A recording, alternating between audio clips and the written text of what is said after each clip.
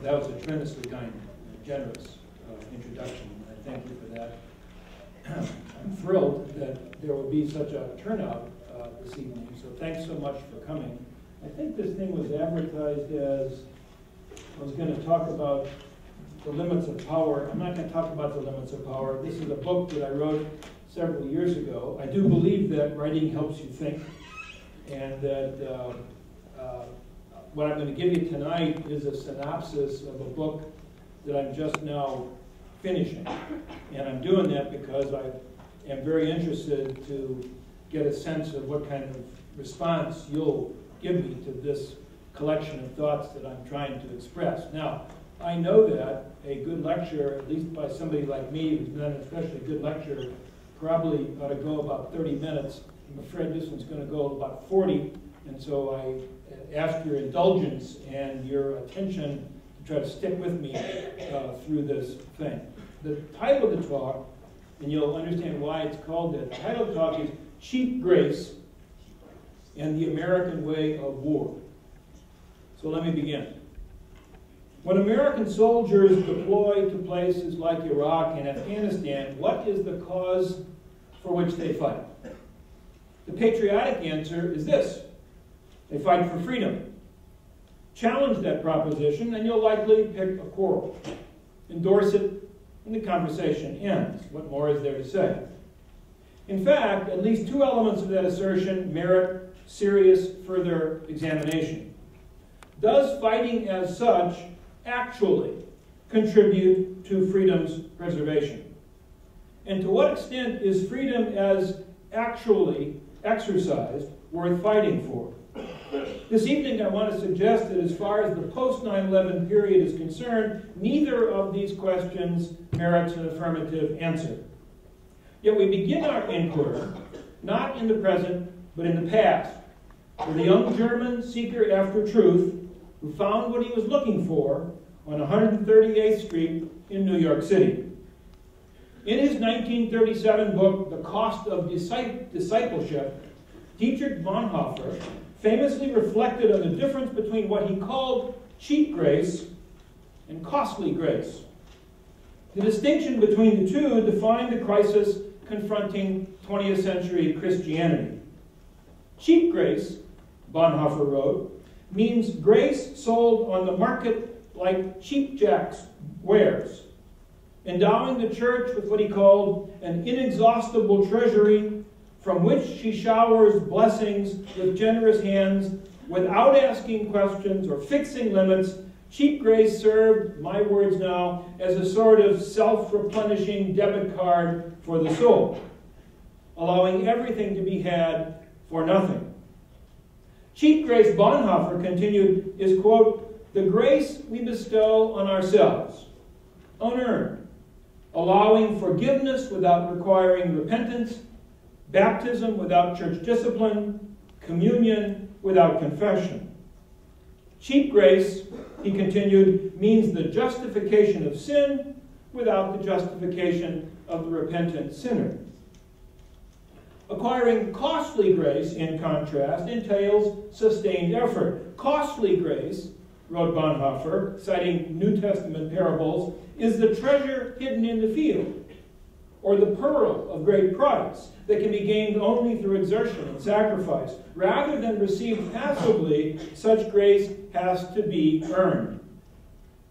In Adolf Hitler's Third Reich, church leaders specialized in dispensing cheap grace.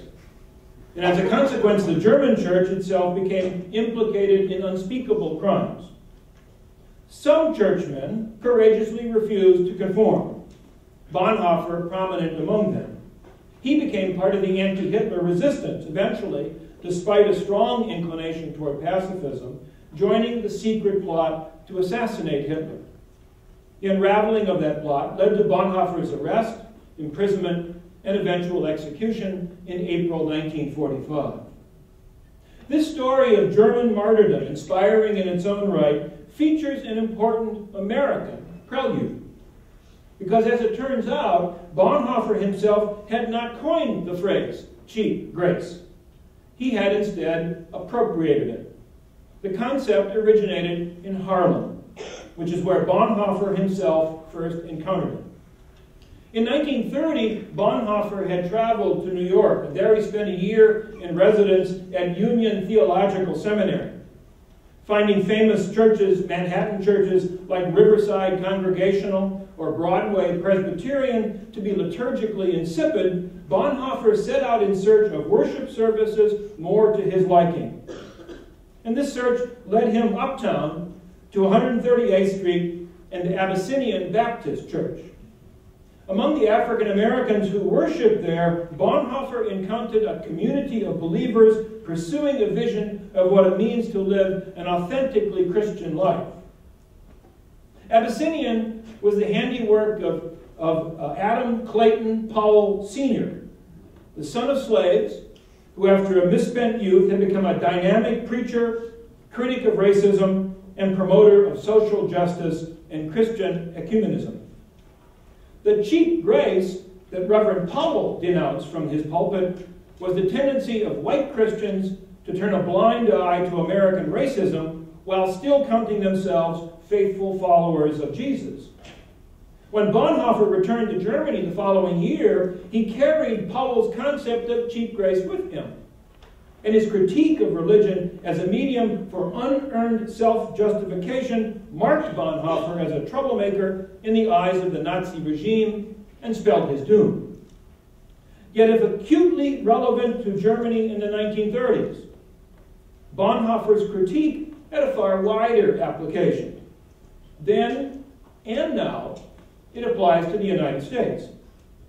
The penchant for unearned self-forgiveness that Adam Clayton Powell diagnosed from his pulpit eventually spread throughout the American body politic. Since 9/11, it has reached pandemic proportions. The Powell-Bonhoeffer formulation describes a syndrome to which Americans today demonstrate a pronounced propensity. Cheap grace, deployed to excuse or gloss over the nation's shortcomings or misguided actions. For Reverend Powell, cheap grace allowed white Christian America to give itself a pass on race, a tendency that persists today. Yet of equal or greater moment, a predilection for cheap grace also shapes the way that the United States approaches the world beyond its borders. Cheap grace permeates and perverts American statecraft, upholding claims of entitlement and a sense of innocent victimhood when those claims meet resistance. Expecting deference, Americans take umbrage when others refuse to accord it. When umbrage yields to violence, American leaders cloak their actions in the language of liberty, democracy, and humane values. Yet such language serves chiefly to camouflage actual intent. Now, the United States is hardly the first great power in history to clothe less than exalted purposes in high-sounding language. Yet to lose the ability to distinguish between publicly professed motive and actual purpose is to forfeit situational awareness. This describes the predicament in which the United States finds itself today.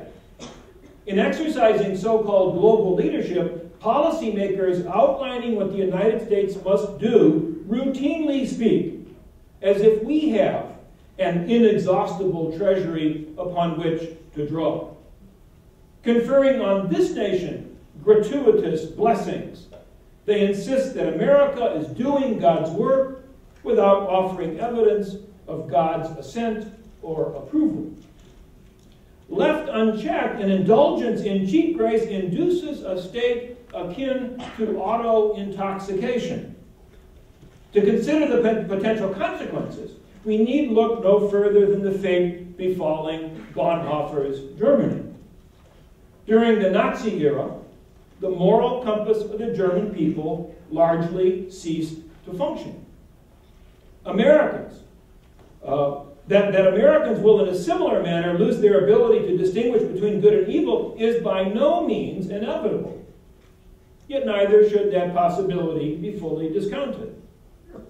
Ours, after all, is an age in which the United States engages in preventive war and in which presidents order the extra-legal killing of U.S. citizens.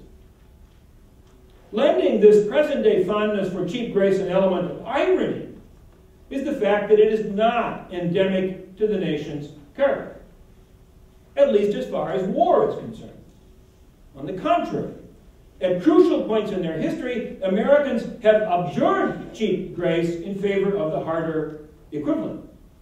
They paid, and as a consequence, the nation reaped very considerable rewards. A necessary step toward appreciating the corrupting and pernicious effects of cheap grace is to recall what costly grace once wrought. Now, for Americans, the war against Nazi Germany and Imperial Japan proved such an occasion calling for the expenditure of costly grace. This was a war fought for freedom. Persuading Americans that securing this freedom at home obliged them to fight for freedom across the oceans required more than somber presidential reflections on God's purposes. So Franklin Roosevelt and his lieutenants shrewdly infused democratic considerations throughout their approach to waging war against the Axis. To a greater extent than any prior conflict, war became an indisputably communal undertaking.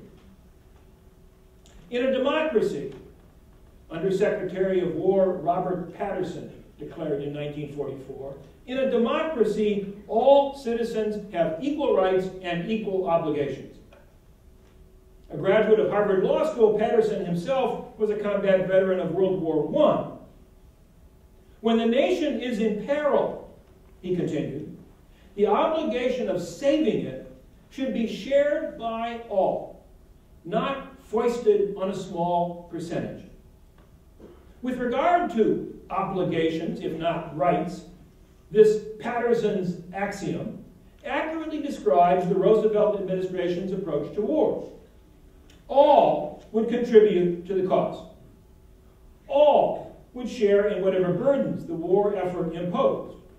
All, or mostly all, could expect to share in the benefits. At least as important was this unspoken caveat. Although achieving victory would require shared sacrifice, the president sought to limit the pain and suffering that Americans would actually endure. The price of defeating the Axis promised to be high. Yet Roosevelt intended, wherever possible, to offload at least some of that price onto others while claiming for the United States the lion's share of any benefits. For some, but not too much, pain, enormous gain. This describes the essence of U.S. grand strategy in World War II. To an astonishing degree, Roosevelt made good on both elements of this formula. When it came to raising an army, therefore, equitability became the defining concept. Rather than relying on volunteers, the United States implemented a system of conscription. The draft took black and white, rich and poor, the famous and the obscure, Ivy Leaguers, and high school dropouts. The sons of leading politicians, like Franklin Roosevelt himself, served, as did the sons of multimillionaires, like Joseph P. Kennedy. Hollywood idols. I'm going to say a series of names now that you undergraduates will not recognize. Take my word for it. Hollywood idols Douglas Fairbanks Jr., Henry Fonda, Clark Gable, Tyrone Power, and James Stewart found themselves in uniform. So too did baseball stars like Ted Williams and Hank Greenberg, along with boxing greats like Joe Louis and Gene Tunney. In other words, the United States waged World War II with a citizen army that reflected the reigning precepts of American democracy, not least of all in its adherence to Jim Crow practices. Service exacted sacrifice. Patterson's axiom applied across the board. Among the 400,000 American lives claimed by World War II were 19 players from the National Football League, 2 of whom won the Medal of Honor. Glenn Miller, America's most popular band leader, was killed while serving with the U.S. Army Air Forces. Harvard University contributed its share. Inscribed on one wall of the university's Memorial Chapel in Cambridge are the names of 453 Harvard men who died in World War II. Just 35 fewer than the total number of West Pointers who died. The citizen army's strengths and its limitations as a fighting force both reflected and affirmed the civil military contract forged for the duration, the essence of which was a widely shared determination, quote, to get the goddamn thing over and get home, and the sooner the better. Now, such mundane aspirations did not imply a grant of authority allowing Roosevelt to expend American lives with abandon. Indeed, to assume otherwise, would be to place his bargain with the American people at risk. Fortunately, circumstances did not require Roosevelt to do so. More fortunately still, he and his advisors understood that. The outcome of World War II turned above all on two factors. In Europe, the durability and fighting power of the Red Army. In the Pacific, the weakness and vulnerability of the Japanese economy. To hit the perfect strategic sweet spot required the United States to exploit both of these factors. And this Roosevelt ably succeeded in doing. Success entailed, above all, making the most of America's comparative advantage, which lay in the production of war-essential material. Whatever the category, no other belligerent could match the United States in productive capacity. Moreover, since the United States was, and is, difficult to attack and impossible to conquer, this American arsenal of democracy lay beyond the effective reach of Axis forces. In that regard, much as Anglophiles might swoon at Winston Churchill's inspiring rhetoric, in the eyes of America's senior war managers, the Red Army mattered a great deal more than shared ideals. Soviet fighting power represented an asset of incalculable value to the United States. With France defeated and the British Empire short of will and wherewithal, the president looked to the Red Army to destroy the mighty Wehrmacht. The whole question, we're quoting Roosevelt, the whole question of whether we win or lose the war depends on the Russians, he told Henry Morgenthau in June 1942. That same year, Admiral Ernest King, the chief of naval operations, assured reporters in an off-the-record briefing that, quote, Russia will do 9/10 of the job of defeating Germany. This distribution of effort, the Soviets doing most of the fighting while drawing freely on the endless bounty of American farms and factories, showed itself most vividly when it came to casualties. U.S. battle deaths for the period 1941-1945 were hardly trivial. Yet compared to the losses suffered by the other major belligerents, the United States emerged from the war largely unscathed. Estimates of Soviet battle losses, for example, range between 11 and 13 million. Add Russian civilian deaths, 10 million or more in the Soviet Union, a mere handful in the United States, and the disparity becomes even greater. To ascribe this disparity to the fortunes of war is to deny Roosevelt credit that is rightly his. The U.S. approach to waging war against Japan offered a variation on this theme, with opportunities for outsourcing that war less available and less desired. The United States shouldered the principal responsibility for defeating Japan. Yet the Japanese were as resource poor as the Americans were resource rich. When it came to industrial capacity, in comparison with the American colossus, Japan was a pygmy. Its economy 1/10 the size of ours. In 1941, Japan accounted for 3.5% of global manufacturing output, the United States 32.5%. And as the war progressed, that gap only widened.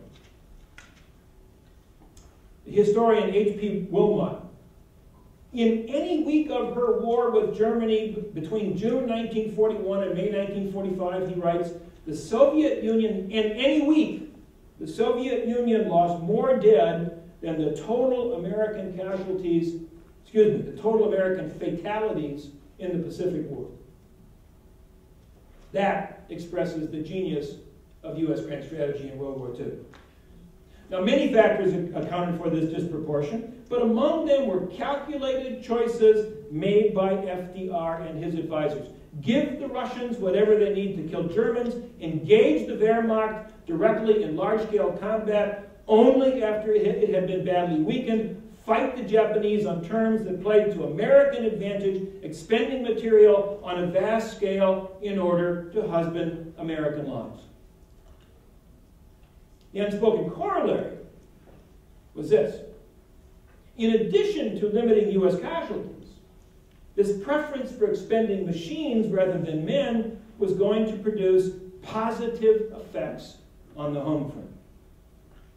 Even today, maybe especially today, in this Great Recession, the numbers remain startling. Between 1939 and 1944, this nation's gross domestic product grew by 52% in constant dollars. Manufacturing output trebled. Despite rationing, consumer spending during World War II actually increased. More remarkable still is this. The benefits of the suddenly restored prosperity were broadly distributed. To be sure, the rich became richer. Yet the not so rich also benefited, and disproportionately so. Families in the lowest quintile saw their incomes grow by 111%, and the second lowest quintile by 116%. Between 1939 and 1944, the share of wealth held by the richest 5% of Americans actually fell from 23.7% to 16.8%. The war, in other words, the war that exhausted other belligerents and left untold millions in want around the world, found Americans becoming not only wealthier, but also more equal. Notably, all this happened despite, or perhaps because of, increased taxes. During World War II, Americans paid more, and more Americans paid. In 1940, approximately 7% of Americans paid federal income taxes. By 1944, that figure had mushroomed to 64%. And no one proposed that wartime might offer a suitable occasion for cutting taxes. Now, none of this is to imply that World War II was a good war, either on the fighting fronts or at home. Yet, if not good, Roosevelt's war was surely successful. If the essential objective of statecraft is to increase relative power, thereby enhancing a nation-state's ability to provide for the well-being of its citizens, then U.S. policy during World War II qualifies as nothing less than brilliant. For the United States, World War II did not deliver something for nothing, but it did produce abundant rewards for much less than might have been expected. Furthermore, this collaboration forged between government and governed yielded something more than victory abroad. At home, it dramatically enhanced the standing of the former while invigorating the latter. The Great Depression had undermined the legitimacy of the American political system, prompting doubts about the viability of democratic capitalism. World War II restored that lost legitimacy with interest. As a people, Americans emerged from the war reassured that prosperity was indeed their birthright, and eager to cash in on all that the nation's arrival at the pinnacle of power seemed to promise. This is what costly grace purchased. Here was the wellspring that for decades filled a reservoir of American confidence and self-regard. From victory, in other words, came the sense of self-assurance, prerogative, and obligation that sustained America's hold on power. After September of 2001, when George W. Bush inaugurated his global war on terrorism, he saw another such victory ahead, one that he expected to refurbish and restore the nation's sense of purpose.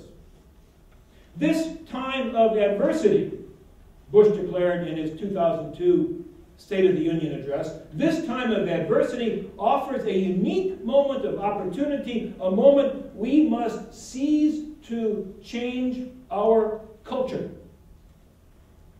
For too long, the president continued, our culture has said, if it feels good, do it. Now, America is embracing a new ethic and a new creed. Let's roll. And the sacrifice of soldiers, the fierce brotherhood of firefighters, and the bravery and generosity of ordinary citizens, this is Bush, we have glimpsed what a new culture of responsibility could look like. A nation that serves goals larger than self. Well, no such transformation of American culture ensued. Indeed, the way President Bush chose to wage his war all but ensured a contrary result. In stark contrast to World War II, the war on terror depleted the nation's remaining stores of moral capital, leaving in its wake cynicism and malaise. It impelled the country on a downward rather than an upward trajectory. Embarking upon what he himself unfailingly described as an enterprise of vast historical significance, Bush wasted no time in excluding the American people from any involvement in the events that ensued. Choosing war, he governed as if there was no war. We have suffered great loss, the president acknowledged in a nationally televised address shortly after 9/11. We have suffered great loss, and in our grief and anger, we have found our mission and our moment. We will rally the world to this cause by our efforts, by our courage. We will not tire, we will not falter, and we will not fail. Who exactly was this we? To whom was the president referring in his repeated and fervent use of the first person plural? What soon became apparent was that Bush's understanding of the term differed substantially from FDR's we after Pearl Harbor when he said, we are now in this war, we are all in it all the way. Bush's we turned out to be a mere rhetorical device. Minimizing collective inconvenience rather than requiring collective commitment became the distinctive signature of his approach to war management. Bush wanted members of the public to carry on as before. After all, to suspend the pursuit of individual happiness, defined in practice as frantic consumption, was to hand the terrorists a victory. So within 3 weeks of the 9/11 attacks, the president was urging his fellow citizens to, quote, fly and enjoy America's great destination spots. And to facilitate such excursions, he persuaded Congress to enact further tax cuts. Well, here was cheap grace, tied up with a patriotic bow, and handed down from on high. To purchase support for, or at least acquiescence in the nation's mission of advancing the cause of freedom, the administration, with congressional approval, was distributing bonuses. Americans had little difficulty deciphering the president's cues. In short order, the we called upon to advance the cause of human freedom took a backseat to the we preferring to enjoy life. Thus encouraged, Americans disengaged from the war, leaving to others the task of waging it. Within a matter of months, Americans had settled on 3 first-person plural axioms to describe the parameters of their wartime role. First, we will not change. Second, we will not pay. Third, we will not bleed. According to the first axiom, Americans refuse to permit war to exact demands. According to the second axiom, Americans rejected any responsibility to cover the financial costs entailed by war's conduct. According to the third axiom, actual participation in war became entirely a matter of personal choice. War imposed no collective civic duty, other than to signal appreciation for those choosing to serve, easily achieved without violating axiom number 1 or axiom number 2. As long as it agreed to abide by those proscriptions, Washington could pretty much make war wherever it wanted, more or less assured of at least tepid popular acquiescence. This defines the chief accomplishment of the George W. Bush administration after 9/11. The bottom line is this: invited to indulge in cheap grace, Americans willingly complied. Virtually from the outset, George W. Bush's global war on terrorism was never really America's war in the sense that FDR's war had been. It was, and it, at least in some quarters, was intended to be Washington's war. So despite the lofty freedom agenda described by Bush, the conflict almost immediately became, and thereafter remained, a third-person plural enterprise. They fought, while we watched, uninvolved and seemingly unaffected. The fighting they were American soldiers, members of an institution that by the beginning of the 21st century existed at considerable remove from the rest of society. With something approaching unanimity, ordinary citizens professed fervent admiration for the nation's warriors, as we have come to call them. Yet admiration did not imply mutual understanding, much less intimacy. The actually existing relationship between soldiers and society tended to be long on symbolism and short on substance. So when it came to fighting and dying, we not only got a free pass, we could feel good about it. Courtesy of the Bush administration's tax policies, moreover, the free pass extended to defraying the war's financial costs. The obligation to pay for the global war on terror fell on a second they, future generations of taxpayers oblivious to the fate awaiting them. Outsourcing war's conduct to a small warrior class, less than 1% of the total population, evoked occasional twinges of discomfort. Could such an approach to warfighting comport with authentic democratic principles? Obliging generations unborn to foot the bill for wars in which they had no voice elicited similar expressions of concern. Were such arrangements consistent with basic requirements of fairness? Such qualms of conscience did not produce action, however. No longer seeing war as an enterprise requiring collective effort on a national scale, adamant in their refusal to curb their penchant for consumption, Americans swallowed hard, averted their gaze from the consequences of actions undertaken in their name, and carried on as if there were no war. This post-9/11 approach to conducting war, the country more or less AWOL, while the state does as it pleases, raises troubling moral and ethical concerns. Yet any evaluation of the global war on terrorism, the overriding question is necessarily this one: has a decade and more of armed conflict enhanced the well-being of the American people? Is war making the United States more powerful and more prosperous?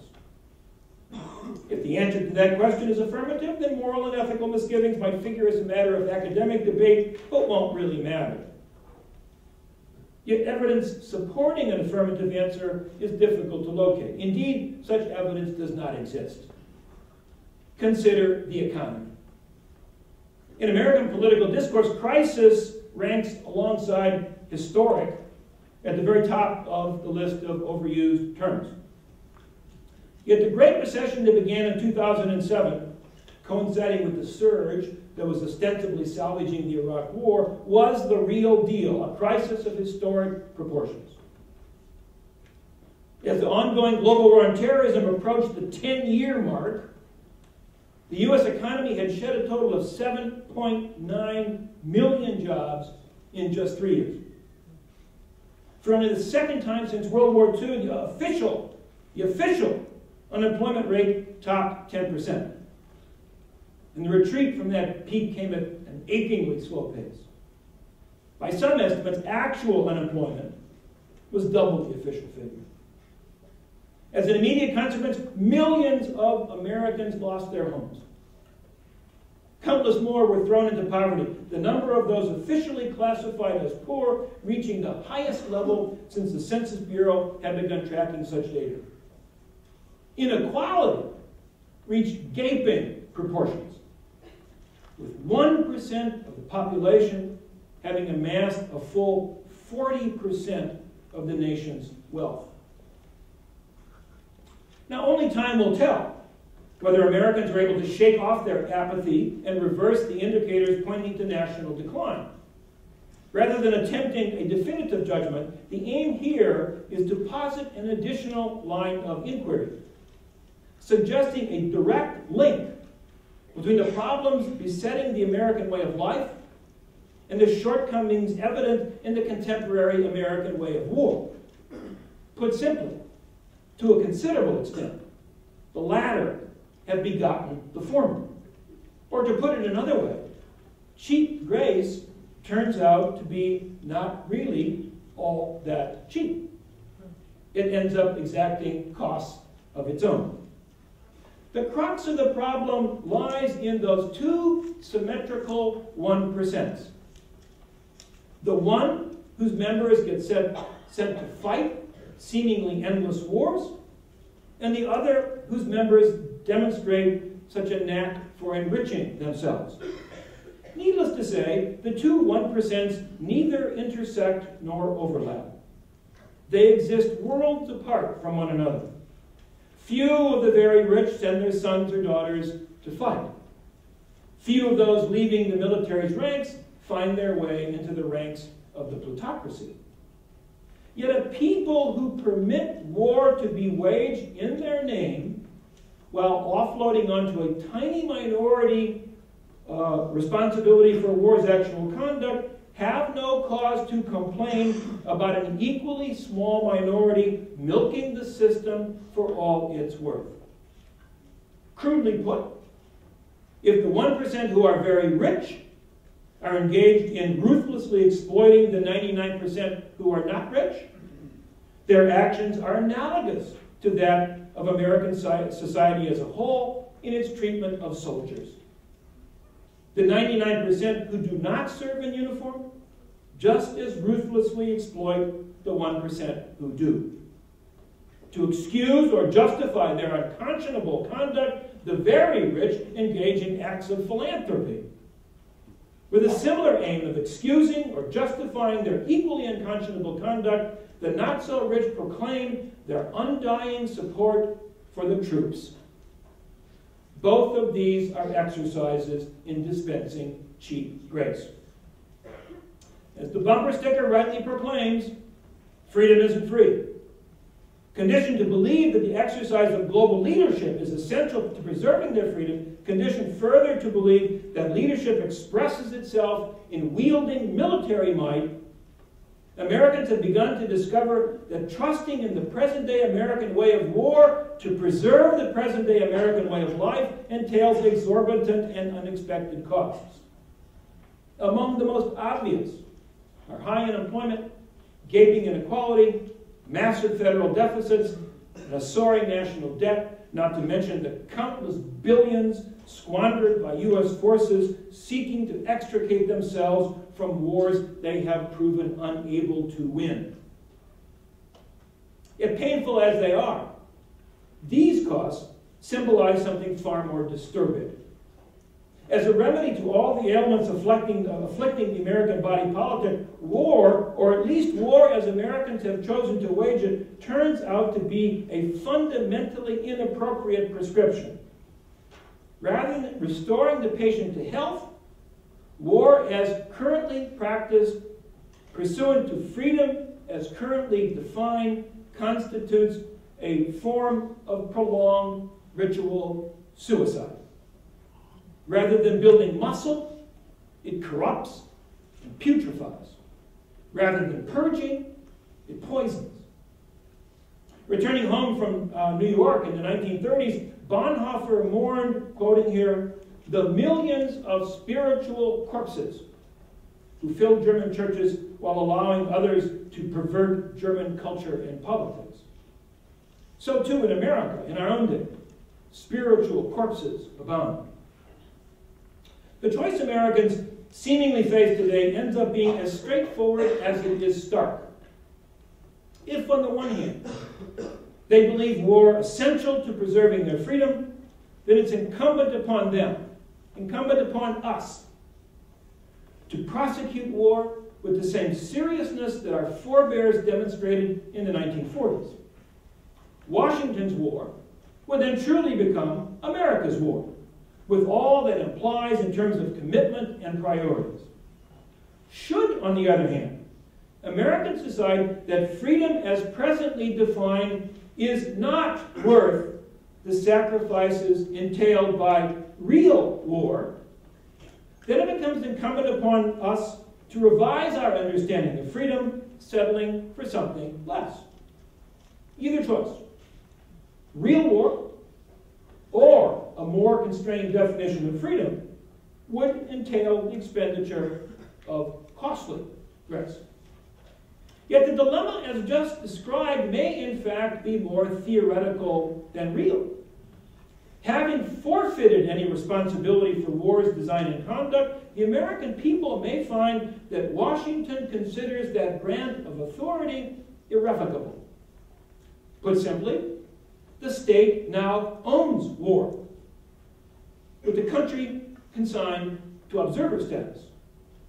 The American future may be one in which real, if futile, sacrifices exacted of the few who fight serve chiefly to facilitate metaphorical death for the rest of us who do not. And with that, I'll stop, and I look forward to your comments and your questions. Thank you very much.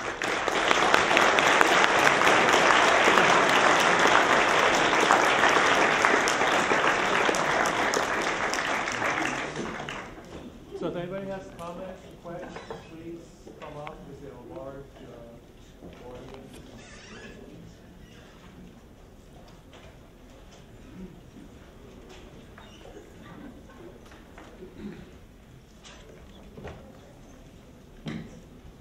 I'd like to have your comments on should we go to war?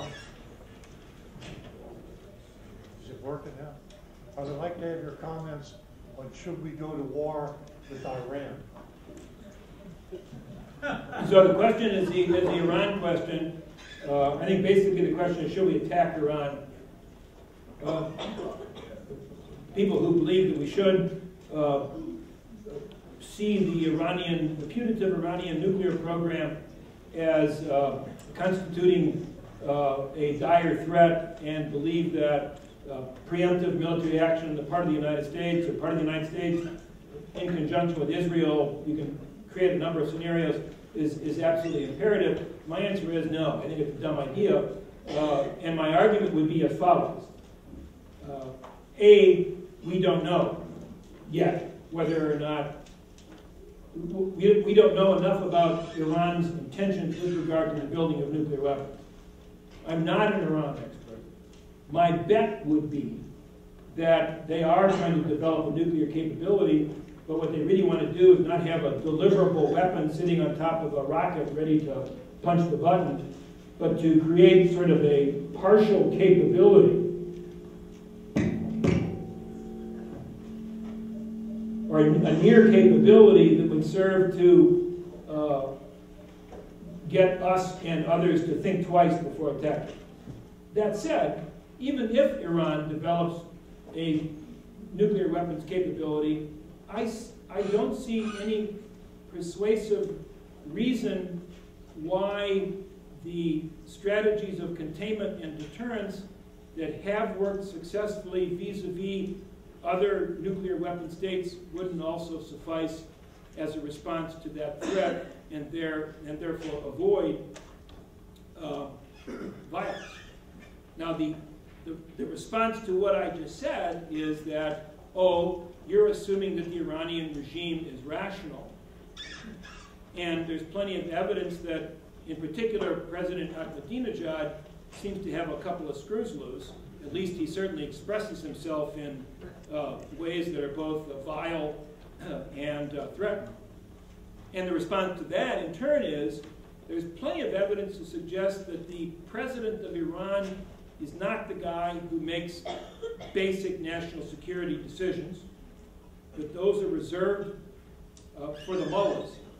And there's little to suggest in the behavior of the mullahs since they acquired power in the wake of the Iranian Revolution to suggest that they're irrational, that they wish to see their regime or their country devastated. So I personally think that containment and deterrence are likely to work.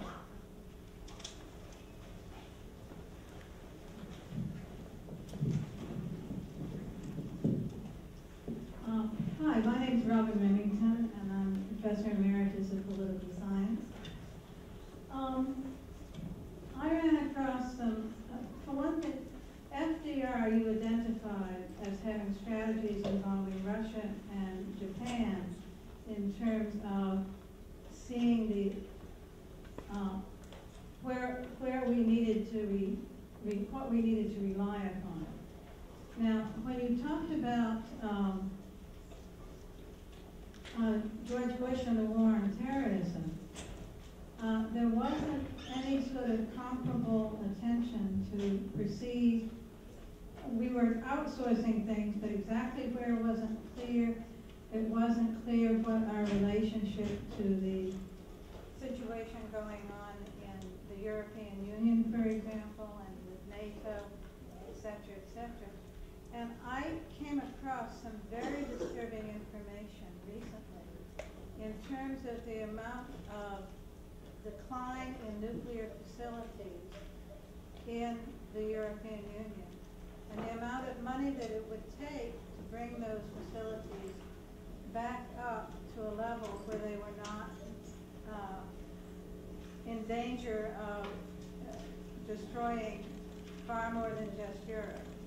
So would you, I know you can't comment on all of that, but would you comment on what you see as the context of events in Europe as in terms of impacting on the situation you've defined in the United States? I'm not sure I understand your question. Okay. All right. Could you just make it a little more concrete? I'll try. All right. If you have a situation in which the European Union's cost of maintaining nuclear facilities in Europe, in a whole series of countries in Europe, is sufficient to bankrupt the European Union, and if they're not successful, the consequences could be that somehow we all get blown up along with the facilities they can't fix. So I don't have any specific information about the size of nuclear stockpiles in Europe at the present moment or their condition. I do know that the number of nuclear weapons, U.S. nuclear weapons in Europe is very substantially reduced from what it was during the Cold War. That there was a family of nuclear weapons, generally referred to as tactical nuclear weapons. Many of them, not all, many of them basically were owned by the United States Army, in which I was serving. And after the Cold War was over, all those weapons were taken out of the active arsenal, and I would bet my paycheck that they were taken out of Europe. I'm not saying every nuclear weapon has been taken out of Europe.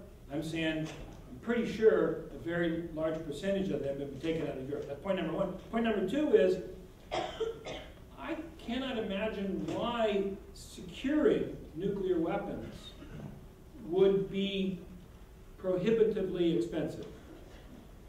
It's very expensive to make them, which the Europeans don't do, except for a few, the Brits and French. It's very expensive, as we are about to learn, to modernize them and update them. And it's very expensive to dispose of them. But to secure them in bunkers, which is where they're kept, is not an especially costly proposition. I can't imagine that that would cause a lot of duress for the European nation states. But 2/3 of that is speculation. I really don't know that much about it. Thank you so much.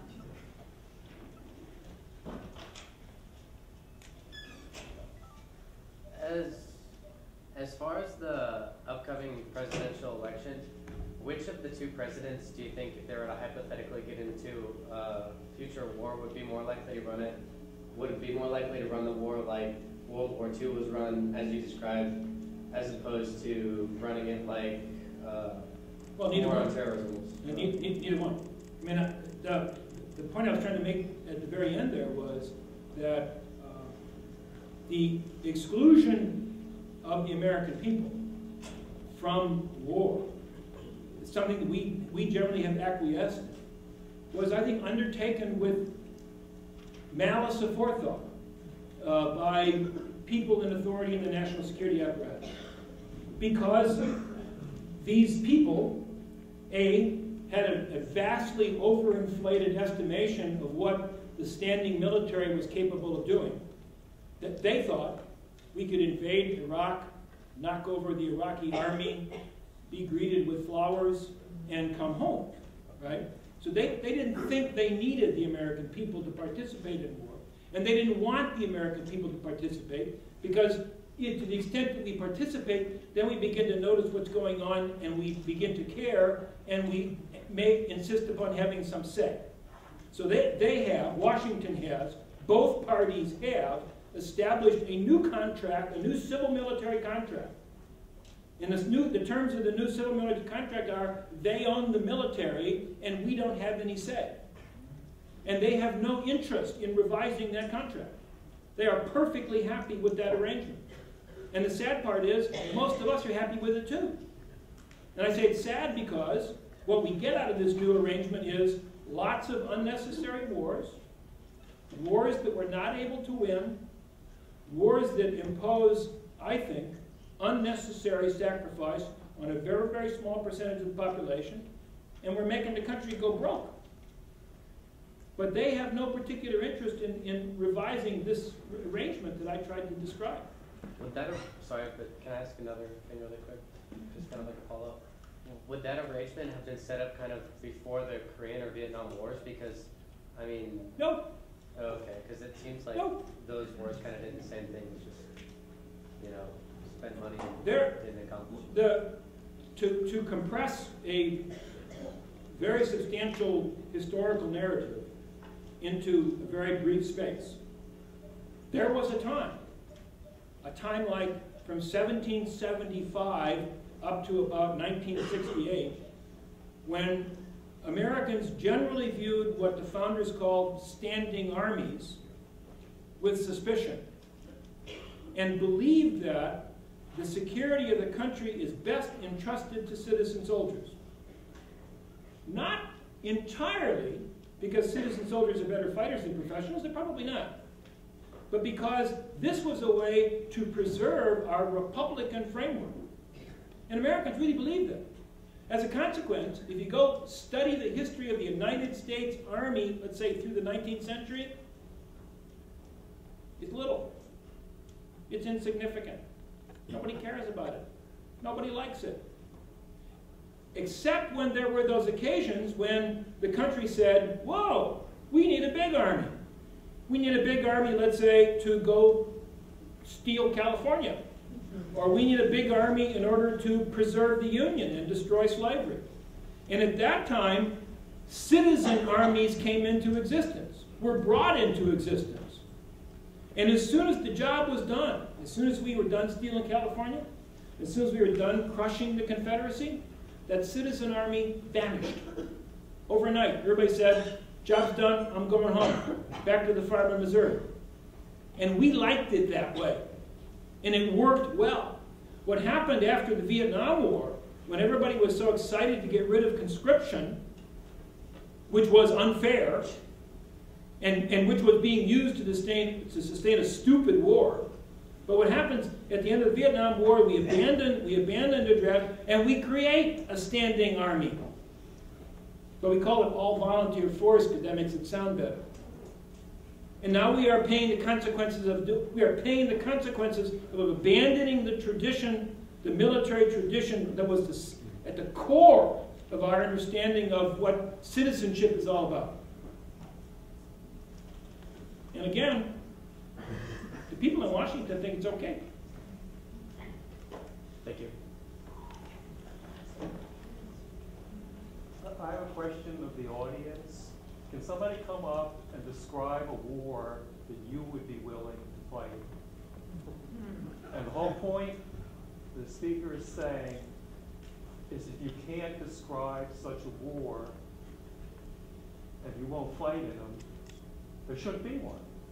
Because to have a war where you guys don't have to, you folks, it's men and women, excuse me, don't have to fight is morally bankrupt. And the people that decide to have wars that they don't fight in, and only a tiny percent, that's like a morally bankrupt way of making a decision. And if we start making morally bankrupt decisions, we don't survive as a nation. That's cheap grace. It's cheap grace. And we don't survive as the nation that we know and love, that did things like, you know, World War II and whatever. So is there any, and I think there are some wars that are worth fighting for. I mean, Professor Bacevich said, you know, World War II is worth fighting for.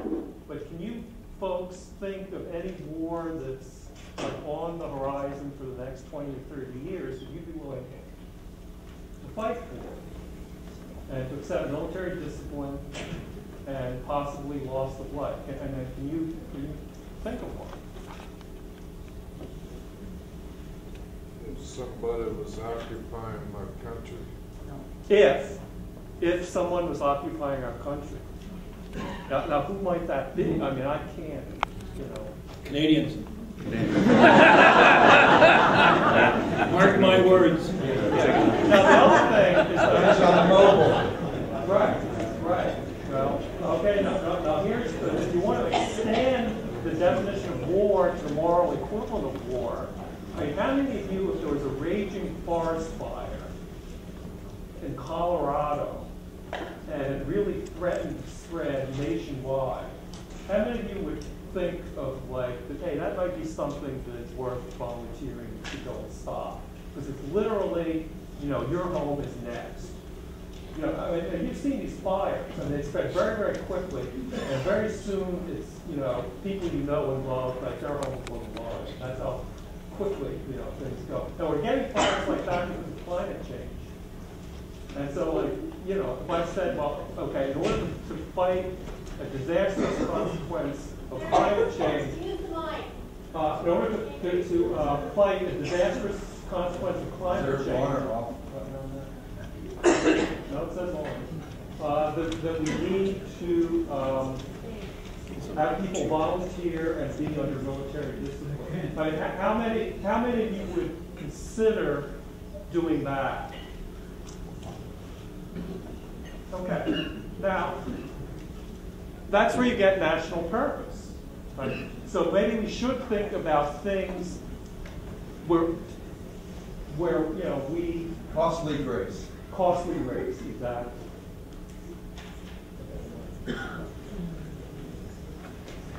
I guess, can anybody hear me? Is this coming out? Maybe I'll just speak this way, and Professor Bacevich and people in front will just have to hear me. I'll just come up a little further and perhaps then be heard. Some of what Professor Lowe just raised. I could, but it's not working. So I could hold this, but I don't think it's coming out. So I'm going to try to project some of what Professor Lowe just raised overlaps with what I was hoping to ask Professor Bacevich about. And essentially, we talk about World War II, and we talk about, that sounds like it's coming out now, yes? We talk about World War II, and we talk about the so-called War on Terror. as if they are in some way equivalent. But when I look at that, and I like your observations, Professor Bacevich, when I look at that, I see World War II facing two very large, very capable military powers, the Nazi Germany, Imperial Japan, their allies, and a significant military threat. And I look at this past decade and the engagements, the interventions we've gone into in Iraq and Afghanistan and elsewhere, and I don't see any kind of comparable military threat that was being posed to us. I wonder if you could just... No, I don't either. But I mean, in some sense, that's the point. I mean, with George W. Bush makes a very weak case for invading Iraq in 2003, despite an abundance of evidence showing that Iraq had nothing to do with 9/11, and he gets away with his war. Now, how does he get away with his war? Well, my argument is he gets away with his war because we had abrogated any responsibility, any role in the conduct of war, and so we might sort of get a little upset. It's a good idea, it's a bad idea, but not upset to the point where we say, what the hell is going on here? Okay? So yes, on a scale of, in terms of orders of magnitude, World War II is a much bigger war than the Iraq War. But guess what? We didn't have enough soldiers to fight the Iraq War.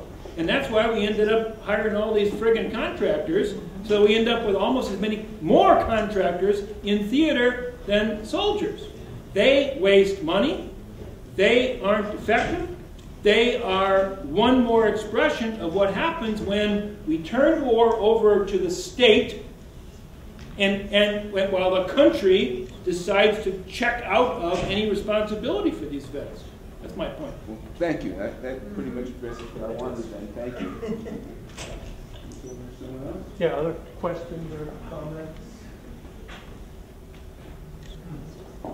But it's not the state, it's the corporations.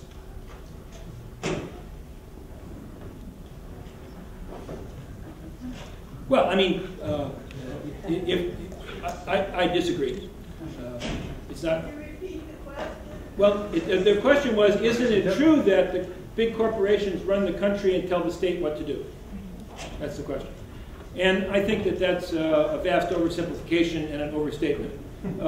Although, yes, it is certainly true that the Wall Street, major defense contractors... It's a simple-minded truth, then. I agree. It's a simple-minded truth. And it ain't a bad one. But I just think that one needs to be careful not to press that too far. That's all.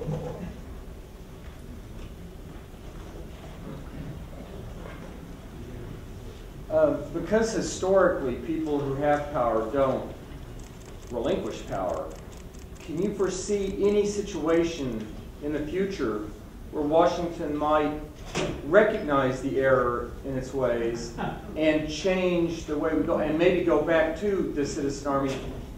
What type of situation could be so severe that they would say, wait a minute, they come to the realization they've got to change and will be willing to do it, and in essence, give up power? There would have to be a powerful grassroots movement, so powerful and so persistent that it gave rise to, either gave rise to another political party that would be competitive with the two that we have, or in essence would take ownership of one of the two parties we have and convert it into an anti-imperial or anti-war or anti-militarism party.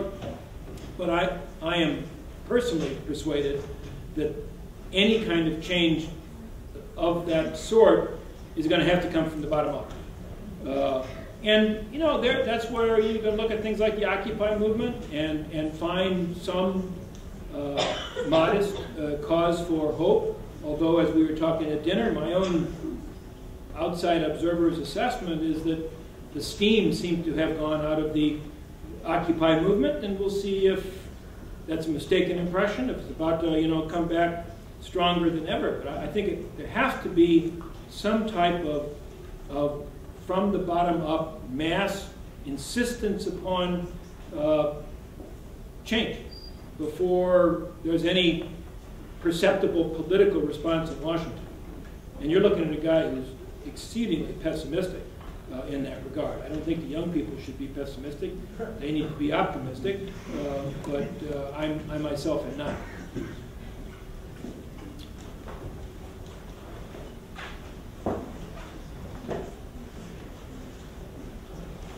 I have one other answer to that question. Is the mic working? You just got to speak up. Speak into it. Speak up, yeah. My thought is that it might happen when we can't borrow any more money. Well, that's what he said was it might happen when we can't borrow any more money.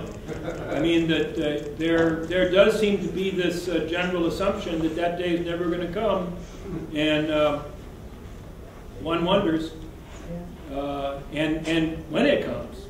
Unfortunately, it's possible that the shock of that, our credit line runs out, could cause us to wake up and say, holy cow, we need to change the way we do business. Or it could cause people to say, those dirty, rotten Chinese, they're stabbing us in the back, and that becomes a cause for wanting to go after this new enemy. You know, God forbid that should be the case, but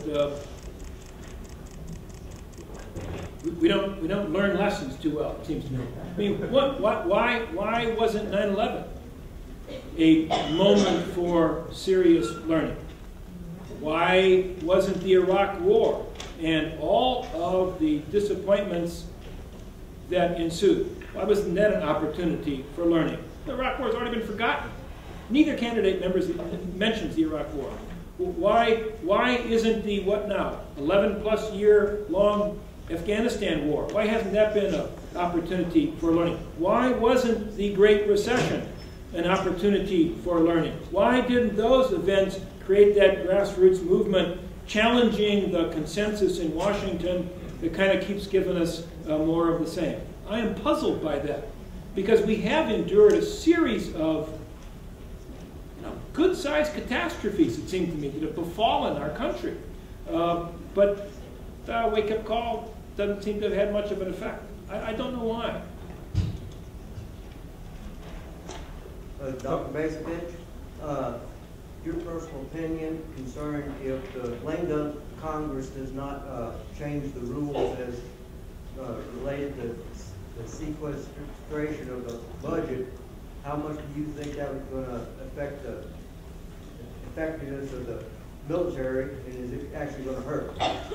It's probably going to hurt some of the defense contractors. I don't think it's going to have any serious near-term impact on military readiness and military effectiveness. You know, this is the reduction. Basically, it becomes a reduction in the amount of growth, rather than an actual loss of revenues that they're going to be able to spend come January. So it is really, I think, one of those Washington stories that both parties enjoy throwing darts at one another, and the media sort of enjoys stoking the flames. But you know, we're not going to be somehow susceptible to being overrun if the sequestration process goes through. Can we have this be the last question, only because I'm getting tired? Okay. I confess it, I'm getting tired. All right. I just wanted to ask, you know, in your speech, you really hinted towards the fact that, you know, when FDR used we, and, you know, George Bush's form of we, those rhetoric and everything, was requiring civic duty. I was just going to ask, is it always necessary that, you know, the civic duty, that it must be something that, you know, we must always abide by? I would actually argue that, you know, with less people engaging in wars, you know, there's only a small percentage of people who are actually fighting, and we're preserving American lives, we're preserving, you know, an American future that is still democratic, but is becoming more utopic in a sense. If George W. Bush's expectations of the Iraq War had been fulfilled, then I think I would be in your camp. Okay. In other words, if this standing army of ours, if wherever we set it loose, it went out and achieved the decisive victory quickly at relatively low cost in lives and at a relatively low cost in terms of dollars. Hey, what's not like, that sounds good. The rest of us go about our business, and we've got an unbeatable military power to go advance our interests. And that's what he thought was going to be the outcome of the Iraq War. That's what they thought was going to be the outcome of the Afghanistan War. The problem is, those are not the outcomes.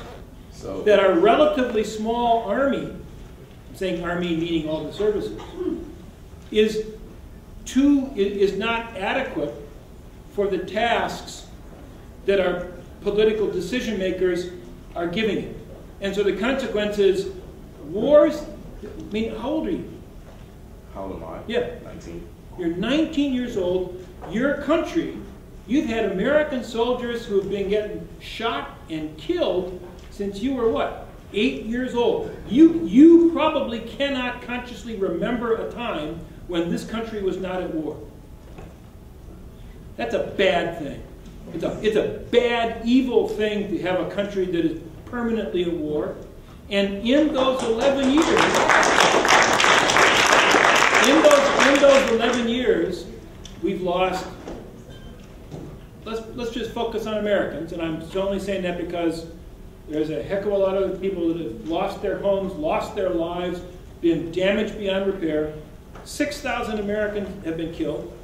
Probably another 20, 30, 40, 50,000 American military people have had their lives irrevocably shattered. It's cost us somewhere, it will cost us somewhere between $4 and $6 trillion before it's over. $1 trillion.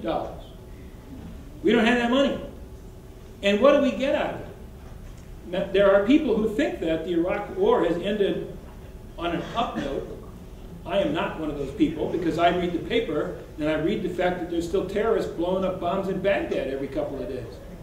Nobody thinks that the Afghanistan war is going to end in a victory. We're just trying to get out of there by 2014 without having the roof collapse. So we have invested enormous resources and we ain't getting squat. And that's the problem with the military system we've got. If we were investing modest resources and get a big return, I would be up here giving a lecture saying that the all-volunteer force is the greatest thing since, self-licking postage stamps or whatever. But that's not what we have gotten. That's the problem. Okay, we're going to have to close this off, and we have one more. Thank you for your comment.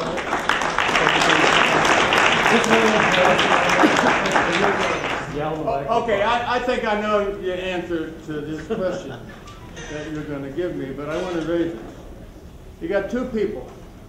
One is standing here. He's wearing sandals, got a headscarf, doesn't have any money, he's probably hungry. Alongside of him is an American soldier. He's got all kinds of equipment, he's got boots, he's got a helmet, he's got night goggles, he's got all kinds of ammunition, and trillions of dollars behind him. Who's going to win that war? Well, I mean, why aren't we winning the war when you're fighting with people who don't have any resources? If they're going to duke it out, one against the other, we'll win. But where is the war? The war is where the guy with the sandals lives. The war is conducted among his people. The war is conducted 10,000 miles from the place we live and the place we care about. So the determinants of the outcome go far beyond simply who's got the better technology. And I think, frankly, we've seen that over the past decade or more. Hey, this has really been great, and I'm deeply grateful.